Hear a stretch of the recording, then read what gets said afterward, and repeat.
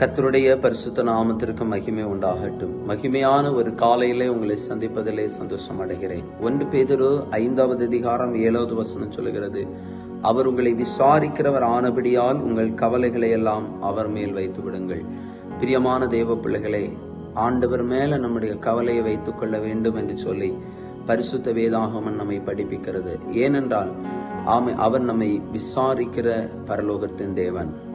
இந்த உலகத்திலே விசாரிப்பதற்கு மனிதன் இல்லாமல் போகலாம், உறவுகள் இல்லாமல் போகலாம், நாம் நேசித்தவர்கள் நம்மை விசாரிக்காமல் போகலாம். ஆனால் விசாரிக்கிற ஒரு பரலோகத்தின் ஆண்டவர் நம்மோடு கூட இருக்கிறார். அவர் மேல நம்முடைய கவலைகளை வைக்கும்படி ஆண்டவருடைய வார்த்தை சொல்லுகிறது.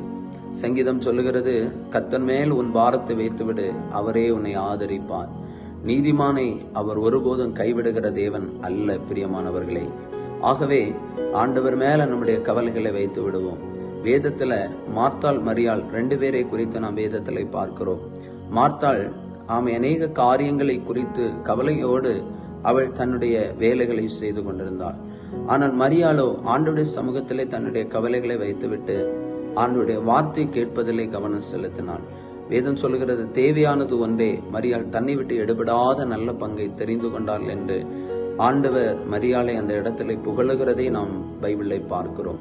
ஆகவே இன்றைக்கும் உங்கள் கவலைகளை எல்லாம் கர்த்தர் மேல வைத்துவிட்டு ஆண்டவருடைய சமூகத்திலே அவருடைய வார்த்தையை கேட்கும்படி அவருடைய பாதத்தில் அமர்ந்திருங்க. நிச்சயமாய் அவரிடத்திலிருந்து வருகிற வார்த்தை உங்கள் வாழ்க்கையை சந்தோஷிப்பிக்கும், உங்கள் வாழ்விலே மெய்யான சமாதானத்தை தரும். அதில் எந்த விதமான மாற்றமும் இல்லை. விசுவாசிக்கிறீர்களா? கண்களை மூடுவோம். எங்களை அளவுக்கு அதிகமாக நேசிக்கிற பரலோக பிதாவே, நல்ல வேலைக்காக நன்றியோடு ஸ்தோத்தரிக்கிறோம். மறுபடியும் ஒரு காலை வேளையிலே நாங்கள் உடைய பாதத்தில் இந்த டிவோஷன் வார்த்தையை கேட்டு ஜெபிக்க ஆண்டவர் தந்த பாக்கியத்திற்காக நன்றி செலுத்துகிறேன். எங்கள் கவலைகளை நாங்களே சுமந்து கொண்டு நடக்கிறவர்களாயிராதபடி எங்கள் கவலைகளை விசாரிக்கிற எங்கள் பரலோகத்தின் தேவனாகிய உம்மிடத்துல வைக்க கிருபை தாரும். ஒரு மரியாளை போல தன்னை விட்டு எடுபடாத நல்ல பங்காகிய உம்மையும் உம்முடைய வார்த்தைகளையும் கேட்க கர்த்தருக்கு கிருபை செய்யுங்க. இந்த நாள் ஆசீர்வாதமாயிருக்கட்டும். தேவைகள் சந்திக்கப்படட்டும்.